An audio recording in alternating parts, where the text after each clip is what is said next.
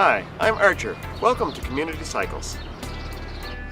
A huge part of my passion is actually helping others. It's not personal achievements, but helping others achieve the things they wish to do. I used to be a software engineer in Silicon Valley.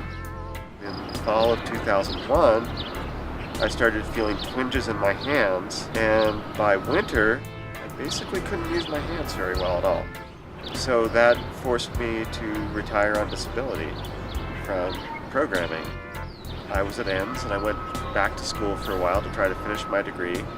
Strangely enough, that didn't work out either. So now at this point I have about 8, maybe 9 years of undergraduate education in like 5 different majors.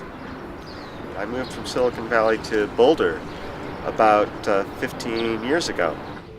What I get paid to do is teach Earn a Bike, which is a program where people can get a bike not necessarily by paying for the work we do, but by doing the work themselves. The perfect day for me is when I help somebody finish their bicycle and the look on their face, they just light up. It's just amazing. And that joy and knowing that I was a part of that joy and happiness they're feeling is extremely gratifying.